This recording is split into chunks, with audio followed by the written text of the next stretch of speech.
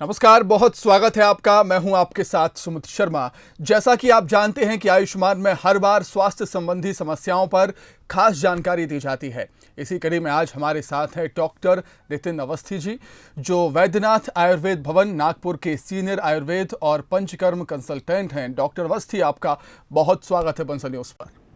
Thank you. तो चलिए, आज हम बात करेंगे आयुर्वेद से इम्यूनिटी को कैसे बढ़ाने के बारे में, जिसके बारे में जानकारी हमें देंगे डॉक्टर नितिन अवस्थी जी। साथ ही अगर आपकी भी कोई समस्या है तो हमारे नंबर लगातार टीवी स्क्रीन पर फ्लैश हो रहे हैं, आप इन पर कॉल कर सकते हैं। साथ ही डॉक्टर अवस्थी से कार्यक्रम के बाद भी संपर्क कर सकते हैं, उनका नंबर भी लगातार हमारी टीवी स्क्रीन पर फ्लैश हो रहा है। आप उस पर भी सवाल के जवाब डॉक्टर नितिन अवस्थी से जान सकते हैं। तो चलिए कार्यक्रम की शुरुआत करते हैं। डॉक्टर अवस्थी, सबसे पहला सवाल मेरा यही है आपसे कि लोग कहते हैं कि हल्दी का दूध पीने से इम्यूनिटी बूस्ट होती है। आपसे ही जानना चाहूँगा मैं, किस तरीके से फ़ायदेमंद होता है हल्दी का दूध?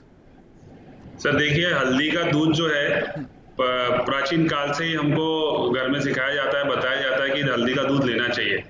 हल्दी जो है एक नेचुरल एंटीबायोटिक, एक अच्छा एंटीऑक्सीडेंट और एक अच्छा एंटी माइक्रोबियल एक्टिविटी के साथ काम करता है, और दूध के साथ मिलके इसके गुण और बढ़ जाते हैं। सो हल्दी का दूध बहुत इंपॉर्टेंट है कि हमको रोज लेना चाहिए। अभी तो जो वर्तमान संक्रमण है, इससे बचने के लिए इसको हम डेली उपयोग में ला सकते हैं, क्योंकि अभी जो है पाचन अच्छा होना चाहिए, क्योंकि अगर हमारा पाचन अच्छा नहीं होगा तो हमारी एंटीबॉडीज नहीं बनेंगी। बॉडी में एंटीबॉडीज बनना चाहिए, और एंटीबॉडीज तभी बनेगी जब हमारे शरीर में पाचन अच्छा होगा। तो दूध जो है एक अच्छा मीडियम है हमारे पाचन को अच्छा करने के लिए, और साथ में हल्दी जो है उसके गुणों को और बढ़ा देती है।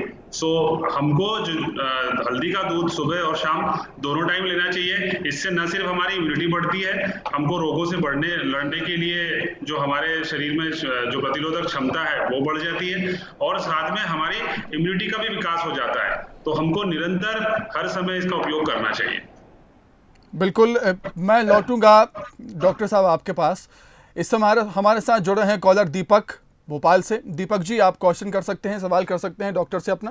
जी सर, मेरा ये हेलो जी जी जी, कहिए दीपक जी। सर, मेरे ये कान देखा है, कान में बहुत मैंने कान में पस आता है जी, और मैंने चार साल पहले ऑपरेट भी कराया था सर, उसके बाद भी कोई प्रॉब्लम है जी। तो क्वेश्चन रिपीट करिए, मेरे को समझ में नहीं आया। दीपक जी, क्वेश्चन दोहराएं, अपना रिपीट कीजिए क्वेश्चन। सर, मेरा कान बहता है, कान में पस आता है। ओके ओके जी, और कान 4 साल पहले प्रॉब्लम के लिए अच्छा ट्रीटमेंट है आयुर्वेद में, सफल ट्रीटमेंट है। इसमें एक बिल्व तेल आता है, वो बिल्व तेल को आप थोड़ा सा पानी के ऊपर गर्म करके रोज अपने कानों में 2 या 3 बार 2-2 बूंद डालिए। इससे आपके कानों के अंदर का जो गंदगी है वो बाहर निकल जाएगी, और पस आ रहा है मतलब वहां पे कोई इन्फेक्शन है। तो इसको रेगुलर लेते रहिए। और एक सारीवादी बट्टी आती है, इसको 2-2 गोली सुबह शाम लेंगे तो आपको डेफिनेटली बहुत जल्दी फायदा मिल जाएगा। ठीक है, चलिए चर्चा की तरफ रुख करूंगा। डॉक्टर अवस्थी, आपने बताया कि हल्दी किस तरीके से इम्यूनिटी को बूस्ट करती है और दूध के साथ क्या फायदे हैं हल्दी के। तो हल्दी को और हम लोग किस तरीके से और ले सकते हैं हल्दी को दूध के अलावा? दूध के अलावा हमारे खाने में उपयोग करते हैं, मतलब इंडियन सिस्टम में हल्दी वैसे ही हमारे खानों में सब रहती है, सारे खानों में उपयोग करते हैं। उसके अलावा हम इसको घी में मिला के, थोड़ी सी इसमें काली मिर्च मिला के भी हम इसका उपयोग कर सकते हैं। काली मिर्च मिल जाने से इसके एब्जॉर्प्शन अच्छा होता है, बॉडी में जल्दी होता है, तो हमको ये जल्दी फायदा करती है। तो हम इस तरीके से भी हल्दी को ले सकते हैं। और हम सारे खाने जो हम उपयोग बनाते हैं घर में, उसमें हम सब में हल्दी डाल के खाना बनाते ही हैं ऑलरेडी, और अच्छी मात्रा में हम हल्दी का उपयोग करें। जी, डॉक्टर अवस्थी, सभी आयुर्वेद के चिकित्सक स्टीम लेने और गर्म पानी पीने की सलाह देते हैं लोगों को। ये कितना फायदेमंद होता है एक ह्यूमन बॉडी के लिए? देखिए, गर्म पानी वैसे ही एक बहुत अच्छा मीडियम है हमारे शरीर को डिटॉक्सिफाई करने के लिए, हमारे शरीर को लाइटनेस रखने के लिए, या हमारे शरीर में डाइजेशन को इम्प्रूव करने के लिए। तो ये गर्म पानी उसमें हेल्प करता है। साथ में जो गर्म पानी है हमारे शरीर के अंदर चिपके हुए जो माइक्रो ऑर्गेनिजम्स हैं उनको पिघला देता है, उनकी मारक क्षमता को कम कर देता है। उसके लिए भी गर्म पानी बहुत अच्छा उपयोग में आता है। और दूसरा, स्टीम के बारे में आपने मेरे से पूछा, तो स्टीम एक बहुत अच्छा मीडियम है, नेसोडायलेटर होता है। मोस्टली जो इन्फेक्शन है हमारे एयरवे सिस्टम से ही हमारी बॉडी में जाता है, और वहीं पे माइक्रो ऑर्गेनिज्म या वहीं पे संक्रमण, माइक्रोबियल एक्टिविटी ज्यादा होती है। तो हमको उससे बचाने के लिए रेगुलर स्टीम लेना चाहिए। अभी जो वर्तमान में संक्रमण फैला है, इससे बचने के लिए भी स्टीम सबसे अच्छी कारगर है। इस स्टीम के अंदर आप दशमूल डाल के या त्रिफला डाल के आप स्टीम लीजिए, आपको बहुत अच्छा फायदा होगा। न सिर्फ आपकी जो नाक खुल जाएगी, या साथ में जो वहां के जो माइक्रो ऑर्गेनिज्म है वो बाहर निकल जाएंगे, आपका नेजल एयरवे सिस्टम भी क्लीन हो जाएगा, क्लियर हो जाएगा। सांस लेने में कई लोगों को दिक्कत होती है, कई लोगों को अस्थमा होता है, कई लोगों को सर्दी बार बार होती है, या किसी को साइनस का प्रॉब्लम होता है, उसमें भी ये स्टीम बहुत फायदा करती है। बट इसका निरंतर उपयोग करना चाहिए, ये बहुत इंपॉर्टेंट है। बिल्कुल। डॉक्टर अवस्थी, आपसे ये भी जानना चाहूंगा, गर्म पानी पीने के लिए क्या कोई समय निर्धारित करना चाहिए, या फिर जैसे हम देखते हैं कि सुबह उठने के बाद गर्म पानी पीना चाहिए, या सोने से पहले गर्म पानी पीना चाहिए, या हमेशा ही हम इसको ले सकते हैं गर्म पानी को? देखिए, दो चीजें हैं। आप मतलब जैसा हम लोग जो आयुर्वेदिक डॉक्टर हैं वो हम लोग फॉलो करते हैं कि हम लोग लगभग जून जुलाई से लेके तो फरवरी तक गर्म पानी पीते हैं, और उसके बाद में हम फिर नॉर्मल वाटर पीते हैं 2-3 महीने जब तक गर्मी रहती है। तो थ्रू आउट द डे हम वार्म वाटर पीते हैं। It's not a Luke warm water, it's warm water, warm in nature. तो ये कर सकते हैं। अदरवाइज जो लोग इसको नहीं कर सकते वो अर्ली मॉर्निंग एटलीस्ट गर्म पानी को पिए, 3-4 ग्लास जो है गरम पानी पिए। तो उससे न सिर्फ आपके शरीर में रात में जमा हुआ जो कफ है और जो दूसरे पदार्थ हैं वो आपके अंदर चले जाएंगे, आपके डाइजेशन को बूस्ट कर देंगे। सो बहुत अच्छा है कि आप उसको उपयोग कर सकते हैं। बिल्कुल तो जी, रात में पीने के बजाय आप सुबह पीजिए, और मेरी तो सलाह है आपको कि आप पूरे टाइम पीजिए, ये सबसे बेहतर है। बिल्कुल। डॉक्टर अवस्थी, अब आपसे मैं आयुर्वेद के पंचकर्म के बारे में जानना चाहूंगा। चिकित्सक आयुर्वेद पंचकर्म को नियमित अंतराल पर कराने को कहते हैं, सलाह देते हैं, तो इसके क्या फायदे हैं? देखिए, पंचकर्मा एक ऐसी चीज है सर, आजकल आप डिटॉक्सिफिकेशन का वर्ड बहुत सुनते होंगे कि डिटॉक्सिफिकेशन कराना चाहिए, डिटॉक्सिफिकेशन ऐसे कराना चाहिए। पंचकर्मा जो है 5 टाइप्स ऑफ ट्रीटमेंट है आयुर्वेद में। आयुर्वेद में 2 प्रकार की चिकित्सा होती है, शमन और शोधन। शमन मीन्स पेसिफाइंग ट्रीटमेंट, और शोधन मीन्स प्यूरिफाइंग ट्रीटमेंट, मतलब प्यूरिफिकेशन के थ्रू करते हैं। तो जो पंचकर्मा है वो शोधन चिकित्सा है। शोधन चिकित्सा है मतलब हमारे शरीर में बहुत सारे जो ओरिफाइसेस हैं, बहुत सारे जो भगवान ने हमको नेचुरल ओरिफाइसेस दिए हैं, उसमें टॉक्सिन हमेशा जमे रहते हैं, हमेशा एक्यूमुलेटेड होते रहते हैं, जिसको हमको रेगुलर टाइमिंग पे, रेगुलर समय पे हमको निकालना चाहिए। जैसे मैं आपको एक सिंपल एग्जांपल में बताता हूँ, हम हमारी गाड़ी की सर्विसिंग रेगुलर अंतराल पे कराते हैं, हर 3 महीने पे, 4 महीने पे या साल भर में। हमको जो कंसल्टेंट होते हैं सर्विसिंग वाले, वो बताते हैं कि आप अपने गाड़ी को सर्विसिंग कराइए, आप उसमें ये प्रॉब्लम आ गया, उसमें वो प्रॉब्लम आ गया, हम उसको सर्विसिंग कराते हैं। बट वैसा ही हम हमारे शरीर की कभी भी ऐसी कोई प्रक्रिया नहीं कराते हैं जिससे टॉक्सिन रिमूवल हो। तो पंचकर्मा एक टॉक्सिन रिमूवल करने का बहुत अच्छा मीडियम है। इसको नथिंग बट डिटॉक्सिफिकेशन, ये 5 चरणों में पूरा होता है। इसमें वमन, विरेचन, नस्य, बस्ती और रक्तमोक्षण आते हैं। ये एक बहुत अच्छा साधन है जिससे हम हमारे शरीर में टॉक्सिन रिमूवल समय समय पे करते रहेंगे तो हमको कोई बीमारियां नहीं पड़ेंगी। अभी आजकल देखिए आप, जैसे आपको थायराइड का प्रॉब्लम है, या बीपी का प्रॉब्लम है, शुगर का प्रॉब्लम है, मोटापा हो रहा है, ये हमको बहुत हो रहा है। इसका कारण यही है कि हमारे शरीर से वो टॉक्सिन्स बाहर नहीं निकल पा रहे हैं, वो पदार्थ बाहर नहीं निकल पा रहे हैं जिसको शरीर से चाहिए। उसके लिए पंचकर्मा एक बहुत अच्छा मीडियम है, और हमको इसको रेगुलर अंतराल पे कराते रहना चाहिए। ऐसा नहीं कि हम एक बार करा लिए तो फिर दोबारा नहीं कराना पड़ेगा। हर 6 महीने में या साल भर में हमको इसको कराना चाहिए, जिससे हम इन्हीं प्रकार की क्रॉनिक डिसीजों से बच सकते हैं जो आजकल बहुत हो रही है। और साथ में हम इसमें अपनी इम्यूनिटी को बढ़ा सकते हैं, हमारे डाइजेस्टिव पावर को बढ़ा सकते हैं, हमारी सहनशीलता को बढ़ा सकते हैं, जो हमको नेचर से कॉम्पेटिबिलिटी बनाने में बहुत हेल्प करती है। पंचकर्मा एक बहुत अच्छा मीडियम है, इसको सभी लोगों ने कराना चाहिए। बिल्कुल। डॉक्टर अवस्थी, चर्चा की तरफ लौटूंगा, उससे पहले हमारे साथ एक कॉलर जुड़ रहे हैं ग्वालियर से, नरोत्तम जी। नरोत्तम जी, सवाल कर सकते हैं आप डॉक्टर से अपना। हाँ सर, नमस्कार सर। जी, हेलो नितिन सर। जी जी कहिए। सर बोलिए, मेरा बोलिए। वेट लगातार बढ़ रहा है सर। मैं सर डाइट वाइट भी कर रहा हूँ, रेगुलर एक्सरसाइज भी कर रहा हूँ सर, लेकिन वेट लॉस नहीं हो रहा है सर। अच्छा, वेट लॉस करने के लिए सबसे अच्छा है नरोत्तम जी, आप अपनी लाइफस्टाइल को चेंज करिए। सबसे बेस्ट है हम हमारी लाइफस्टाइल में और आहार विहार में हम परिवर्तन करें और उसके बाद में हम ट्रीटमेंट की तरफ जाएं। आप दिन भर में कितना खाना खाते हैं और उसको कितना बचाते हैं, मीन्स आप कितनी कैलोरी ले रहे हैं और कितनी कैलोरीज बर्न कर रहे हैं। अगर आप वो प्रॉपर कैलोरीज का मैकेनिज्म या प्रॉपर कैलोरीज की जो गणित है उसको समझ जाएंगे तो डेफिनेटली आप इसको बहुत अच्छे से अपने वेट को कम कर सकते हैं। दूसरा, हमारा जो पेट की चर्बी होती है वो सबसे अच्छी जगह होती है, सॉफ्ट जगह होती है, जहां जल्दी एक्यूमुलेशन होता है, जल्दी वो चर्बी आके जमा हो जाती है।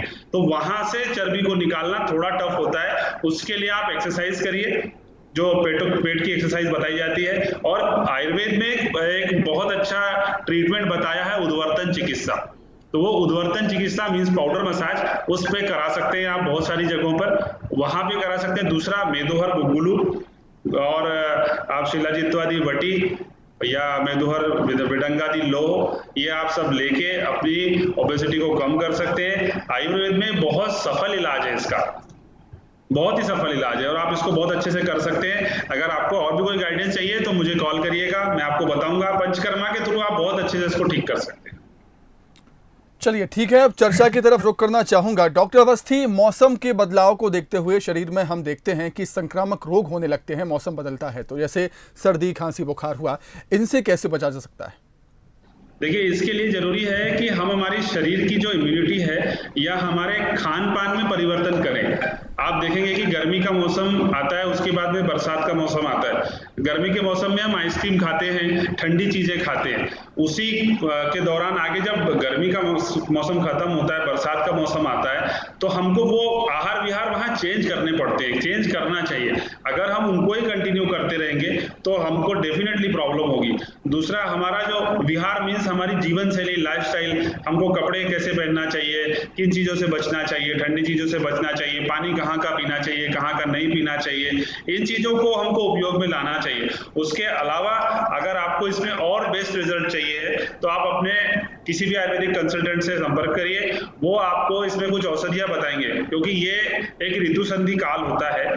इस ऋतु संधि काल में बहुत सारी चीजें जो है हमको अफेक्ट करती हैं, 15 दिन पहले और 15 दिन बाद तक करते रहती है। इन सब चीजों से बचने के लिए हमको हमारे आहार विहार, दिनचर्या, जीवन शैली, इसमें परिवर्तन रहना चाहिए। और किसी भी प्रकार से हमको कोई रोग अगर हो जाता है सपोज, तो हमको उससे ठीक करने के लिए आयुर्वेदिक कुछ औषधियां हैं, बताई गई हैं, वो लेनी चाहिए। जैसे गुड़ुचादि घनवटी है, शमशमनी वटी है, अमृतादि काढ़ा है, ये हमको लेना चाहिए।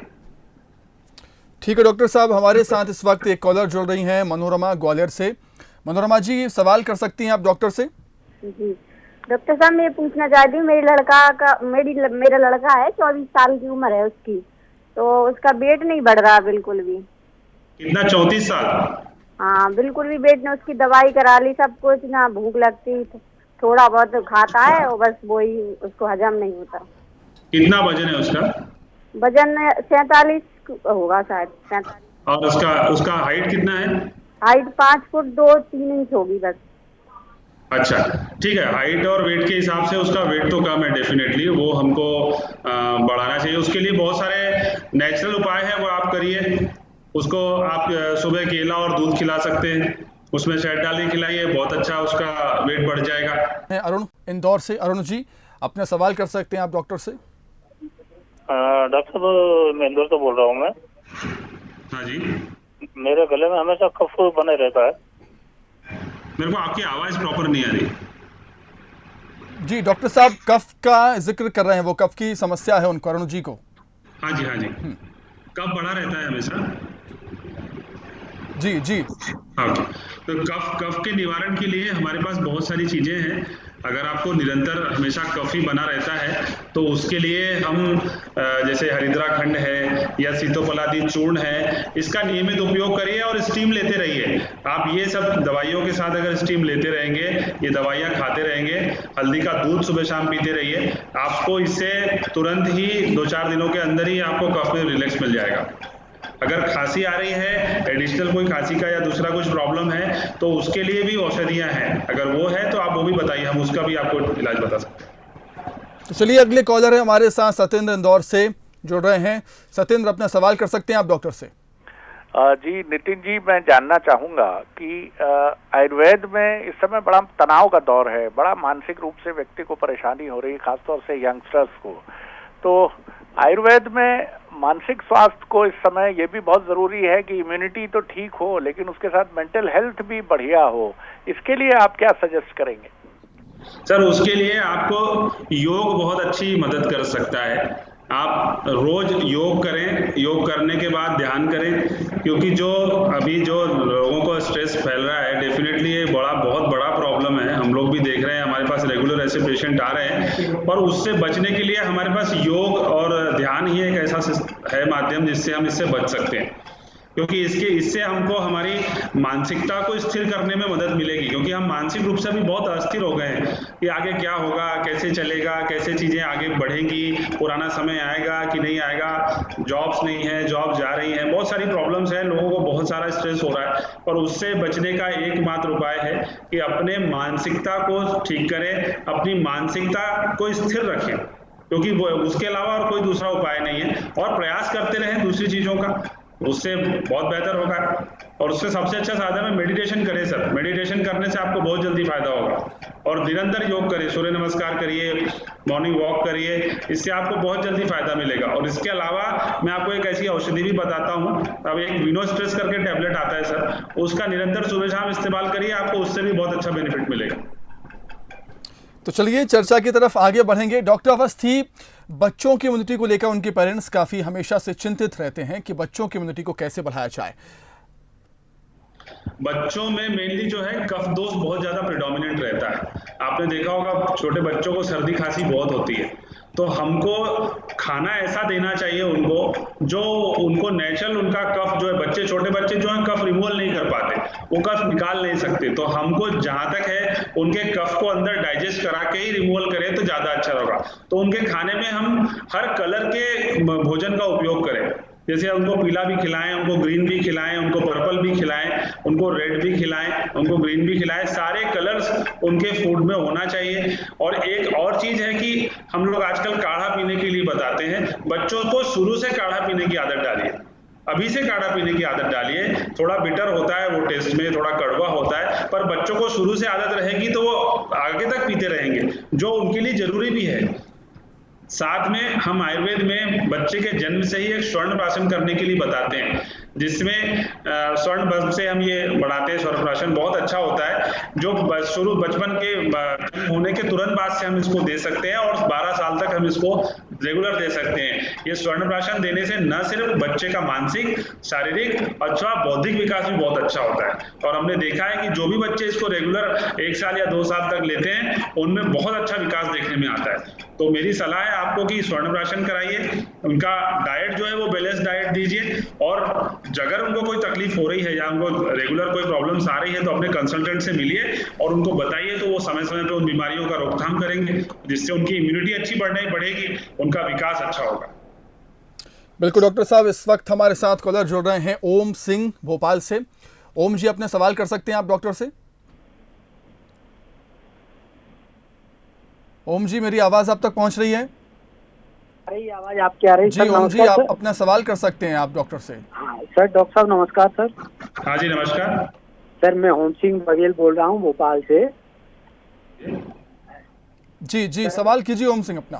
सर, मेरी प्रॉब्लम है, मैं लीवर में सूजन है, मेरी लीवर में स्वेलिंग है, तो मेरा इलाज चल रहा है उसका, आपके बंसल हॉस्पिटल से इलाज चल रहा है मेरा। तो मैं जानना चाहता हूँ कि अभी जैसे कोरोना के चलते मुझे क्या क्या बचाव करना है, और जैसे हल्दी बता रहे हैं आप, तो ये मुझे हल्दी दूध के साथ तो मुझे प्रॉब्लम हो जाती है, कैसे इसको लेना चाहिए सर? देखिए, लीवर की प्रॉब्लम जब होती है तो हमको डाइजेशन से रिलेटेड चीजें बहुत एहतियात से वापरनी चाहिए। उसमें मेन है कि हम ऑयली स्पाइसी खाना ना खाएं, तीखा ना खाएं, बहुत गरिष्ठ आहार ना खाएं, है ना, मिठाइयों का उपयोग ना करें, फर्मेंटेड आहार ना खाएं, बेकरी की कोई ऐसी चीजें ना खाएं, मैदा बेसन से बनी चीजें ना खाएं, बहुत ज्यादा अचार पापड़ का उपयोग ना करें। इन चीजों का विशेष ध्यान रखें।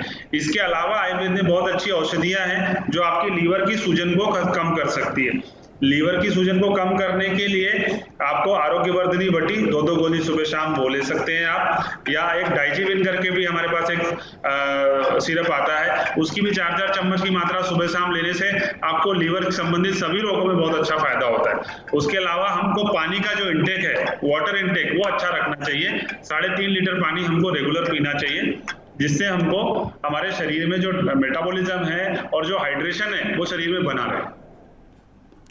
ठीक है, अगले कॉलर हमारे साथ जुड़ रहे हैं भोपाल से अजीज अपना सवाल कर सकते हैं आप डॉक्टर से। हेलो जी सर, ये जो अभी कोरोना वायरस चल रहा है, इसके लिए जो काढ़ा हम लोगों को उपलब्ध नहीं हो पा रहा है, हम इसको घर पे बनाना चाहते हैं। बना सकते हैं। आयुर्वेद आयुष ने बहुत अच्छा काढ़ा बताया है। उसमें आप काली मिर्च, अदरक और अजवाइन डाल सकते हैं, दालचीनी डाल सकते हैं, सौंठ डाल सकते हैं। इनका उपयोग करके आप घर में भी काढ़ा बना सकते हैं। कोई काढ़ा बनाना बहुत कठिन नहीं है। सम मात्रा में डाल के इनको उबाल लीजिए। जितना पानी, जैसे अगर आप 10 ग्राम की मात्रा लेते हैं इनको सबको मिला के, तो डबल इसके पानी ले लीजिए। 2 कप पानी ले लीजिए, उबाल के 1 कप लीजिए, कर लीजिए और सुबह शाम पीजिए। काढ़ा बनाना आसान है और ये उपलब्ध भी है बहुत सारी कंपनियां इसको उपलब्ध भी करा रही है। आप उनसे उपलब्ध करा के उनसे वो वाला बनाया काढ़ा भी उपयोग कर सकते हैं। बिल्कुल डॉक्टर अवस्थी, चर्चा की तरफ रुख करना चाहूँगा। डॉक्टर अवस्थी, आयुर्वेद औषधि और का कोई साइड इफ़ेक्ट होता है क्या, ये भी जानना चाहूँगा, क्योंकि जब भी कोई भी इंसान दवाई लेता है, औषधि लेता है, तो उसके जहन में डर होता है कि कहीं इसका साइड इफ़ेक्ट तो नहीं है। क्या आयुर्वेद की औषधियाँ भी साइड इफ़ेक्ट करती हैं? बहुत अच्छा क्वेश्चन किया है आपने। आयुर्वेद की औषधियां भी साइड इफेक्ट करती हैं, पर वो साइड इफेक्ट ऐसे नहीं होते हैं जैसे कि एलोपैथिक मेडिसिन या मॉडर्न मेडिसिन लेने से होते हैं कि कोई शरीर में नुकसान करते हैं। हाँ, पर उसके साइड इफेक्ट हो सकते हैं। जैसे मैं आपको एक बहुत सामान्य तरीके से समझाता हूँ। किसी को दूध से एलर्जी होती है, किसी को हल्दी से एलर्जी होती है, किसी को काली मिर्च से होती है और अन्य और बहुत सारी चीजों से एलर्जी होती है। कोई आयरन की दवाई खाता है तो उससे एलर्जी हो जाती है। वैसे ही आयुर्वेदिक दवाइयों का भी साइड इफेक्ट होता है। आयुर्वेदिक दवाई प्रेस्क्राइब करने के लिए डॉक्टर को बहुत सारे पैरामीटर्स को देखना पड़ता है और आयुर्वेदिक डॉक्टर को तो बहुत ही ज्यादा देखना पड़ता है। उसमें है, सबसे पहला है कि रोग कैसा है, उसकी क्या प्रकृति है। उसके बाद में वो पेशेंट आया है, उस पेशेंट की क्या प्रकृति है, और उसके बाद जो हम दवा दे रहे हैं उस दवा की क्या प्रकृति है। ये हमको एनालाइज करके अच्छे से डायग्नोसिस करके और फिर हमको वो दवाई प्रेस्क्राइब करना चाहिए, तो साइड इफेक्ट नहीं होते। अगर इसके अलावा रॉन्गली प्रिस्क्राइब करके अगर हम मेडिसिन ले रहे हैं जिसमें अगर बीमारी का निर्धारण प्रॉपर नहीं है, या दवा हमने कम दे दी है या दवा हमने ज्यादा दे दी है, ओवरडोज होने के बहुत चांसेस होते हैं आयुर्वेद में, तो उसके कारण भी साइड इफेक्ट होने के चांसेस होते हैं। बट वो साइड इफेक्ट बहुत सीवियर नहीं होते हैं, पर फिर भी उनसे बचना चाहिए, जिससे हमको कोई नई बीमारी पैदा होने से हम उसे रोक सके और हमारी बीमारी समय से ठीक हो सके। बिल्कुल डॉक्टर अवस्थी, जिस तरीके से हम देख रहे हैं पूरे देश में कोरोना वायरस का संक्रमण फैला हुआ है, लोग डरे हुए हैं और इम्यूनिटी को लेकर काफ़ी चिंतित हैं। आप आखिर में क्या कुछ संदेश देना चाहेंगे लोगों को, देशवासियों को?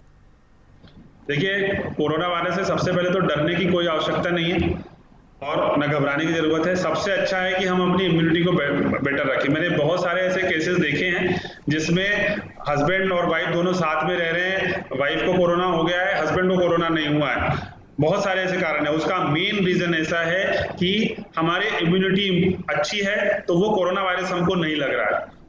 इसलिए हमारी इम्यूनिटी को बेस्ट करना ही सबसे अच्छा है। और जो गाइडलाइन गवर्नमेंट बता रही है कि सोशल डिस्टेंसिंग रखिए, या हम हाथ को बार बार धोना है, मास्क को पहनना है, गैदरिंग में नहीं जाना है, वो इन सब चीजों का हम रेगुलर इंटरवल पे इसको फॉलो करते रहें। स्टीम लेते रहें। मेरी सबसे अच्छी आप सब लोगों को सलाह है कि रेगुलरली स्टीम लेते रहें। अगर दिन भर में आप 10 बार भी स्टीम ले सकते हैं, 5 से 10 बार, तो 10 बार स्टीम लेते रहिए। मैं आपको इसका एक रीजन बताता हूं कि हमारे नाक का जो पिछला हिस्सा है, अंदरूनी हिस्सा है, वो वायरस वहां मोस्टली पाया जाता है। ऐसा मॉडर्न डायग्नोसिस में बहुत जगह पाया गया है। उसको स्टीम लेने से वो वायरस बहुत कमजोर पड़ जाता है और वो आपके शरीर में कोई नुकसान नहीं पहुंचाता, आगे कोई रोग नहीं बनाता है। तो स्टीम लेना सबसे अच्छा उपाय है। उसके अलावा हम 3 चीजें करें। सबसे पहली है कि हमारी लाइफस्टाइल अच्छी रखें। जीवन शैली जो है हमारी, वो बहुत अच्छी रखें कि हम समय से सोएं, समय से उठें, प्रॉपर अच्छा खाना लें, बराबर मात्रा में पानी पिएं, गर्म पानी पिएं, ठीक है, न्यूट्रिशियस डाइट लें। उसके अलावा दूसरी चीज है कि हमारी दिनचर्या कैसी चल रही है, उस पर भी बहुत ज्यादा है कि हम कितना सो रहे हैं, कितनी नींद ले रहे हैं। नींद 8 घंटे की होना बहुत इंपॉर्टेंट है। अगर आपकी 8 घंटे नींद नहीं हो पा रही है तो भी आपको ये चीजें होने की संभावना ज्यादा है। आपकी इम्यूनिटी खराब होती है। जब भी आपकी नींद अच्छी नहीं होती है वो सीधा असर आपकी इम्यूनिटी पे करती है। तो कम से कम 8 घंटे की नींद रेगुलर लेते रहें, पानी अच्छा पीते रहें, अपनी लाइफस्टाइल को हेल्दी बना के रखिए। और उसके अलावा जो आयुष मंत्रालय ने या जो डॉक्टर्स, आयुर्वेदिक डॉक्टर जो आपको काढ़ा या दूसरी चीजें पीना बता रहे हैं वो लेते रहिए। अपने खाने में काली मिर्च, दालचीनी, हल्दी, अजवाइन, इन सब चीजों का प्रयोग करिए जो आपके एंटीऑक्सीडेंट को बढ़ाएं। एंटीऑक्सीडेंट बढ़ेंगे तो आपके शरीर में एंटीबॉडीज बढ़ेंगी। एंटीबॉडीज जो है वही इम्यूनिटी है। इम्यूनिटी ऐसी नहीं है कि आपको कोई गोली दे दे वो आप इम्यूनिटी बढ़ा सकते हैं। इम्यूनिटी बढ़ाने के लिए आपको सारे चेंजेस करना पड़ेगा। और एक चीज और है कि जैसे हमको कोई रोग होता है तब हम दवा लेते हैं, इम्यूनिटी उसके बिल्कुल उलट है। आपको हमेशा अपनी इम्यूनिटी को अच्छा बनाए रखने के लिए, अपनी सहनशीलता को, अपनी रोग प्रतिरोधक क्षमता को अच्छी बनाए रखने के लिए उसको रेगुलर काम करना पड़ेगा। आपको रेगुलर योग करने पड़ेंगे, रेगुलर एक्सरसाइज करनी पड़ेगी, रेगुलर आपको दवाइयां लेनी पड़ेगी। इससे आपकी इम्यूनिटी बेस्ट हो सकती है, अच्छी हो सकती है और आप रोगों से लड़ सकते हैं। बिल्कुल डॉक्टर अवस्थी, आपका बहुत बहुत शुक्रिया हमसे जुड़ने के लिए और तमाम जानकारी हमसे साझा करने के लिए। तो इसी के साथ हमारी खास पेशकश में फिलहाल इतना ही। कल फिर हाजिर होंगे एक नई स्वास्थ्य संबंधी समस्या को लेकर और साथ ही बताएंगे उसके उपाय भी। दीजिए इजाजत, नमस्कार।